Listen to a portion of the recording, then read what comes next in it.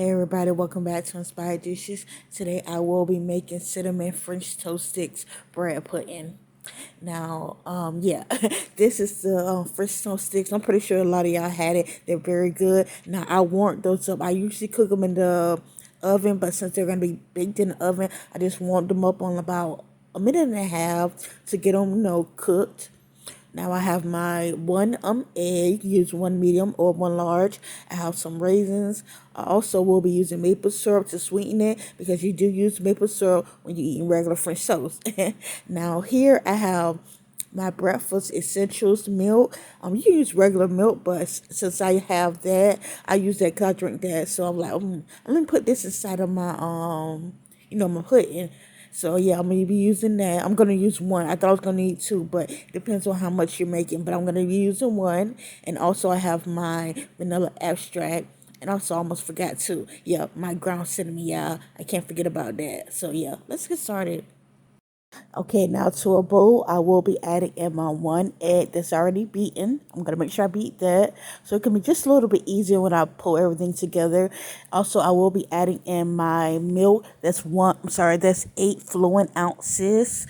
And like I said, I only needed one because I'm not going to make a lot. But if you are making more than me, then, you can use 2 bottles. But yeah, added to that, I will be adding in my vanilla abstract. I don't have a measurement, but it's up to you. If you like it, then you can go ahead and add a little bit more.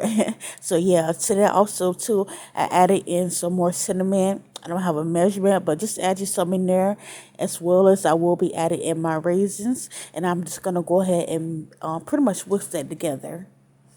Oh yeah, and I think I forgot to tell you. Yeah, I did add in some maple syrup too. Um, there's no measurement, but you can about 2 tablespoons, and just go ahead and whisk everything together. Okay, now we're pretty much ready to put the cinnamon toast inside of out of it. Now it's kind of long, so yeah, you want to go ahead and break that into pieces. I probably broken it into 3 to 4 pieces, but if you get the mini ones, cause they do sell it, the mini ones, they still might be a little too big. You can keep it whole, but if anything, you can just still cut it into 2. But yeah, that's about 3 or 4, probably about 4, and just go ahead and put all of them inside the pot, not pot, but the bowl, and just go ahead and let it sit for a few minutes so it can soak up all the the stuff. Okay, so you pretty much just want to get a whisk and pretty much mix it all together, and go ahead and once you finish, go ahead on the grease pan, whatever you're gonna pour it into, go ahead and make sure it's greased with butter. Now I greased mine, but I should have used a smaller pan because I didn't have as much. But if you're making more, it just pretty much depends on what size pan you have.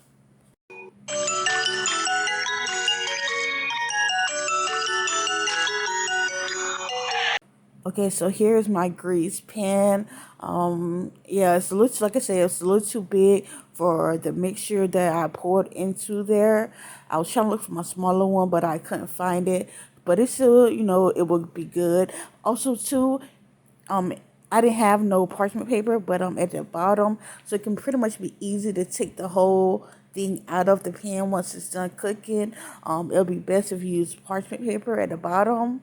So you can just go ahead and slide that right out. I didn't have none, so it is what it is. But everything still came out good. Like this looks so good. Oh my goodness! Even before I start baking it, it looks so good, yeah. But yeah, I'm gonna bake it after I finish, patting down, and then I'll let you know how long it took when I finish.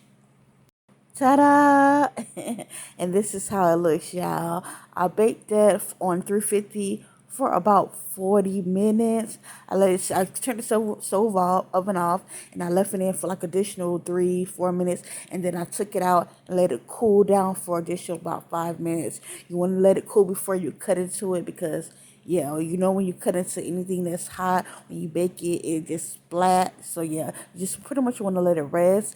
And yeah, and I'll put a little bit of syrup. You know how when you eat regular French toast, how you most of us, probably not all, we use syrup for ours. So yeah, I'm gonna just do the top with a little bit of syrup. I know some people use different frostings and different things, creams on top of their bread pudding. However, mine is gonna be with syrup. So yeah, that's pretty much it. So yeah, I'm gonna cut into it and then go ahead and plate it, and I'll let y'all know what it's tasting like. Okay, now this is my slice, and when I say it tastes so good, oh my goodness, y'all, I gotta try this recipe. It's so simple and it's so tasty, y'all. So that's pretty much all I had to say today. Make sure you like, make sure you share, and subscribe to my channel. Y'all have a blessed day.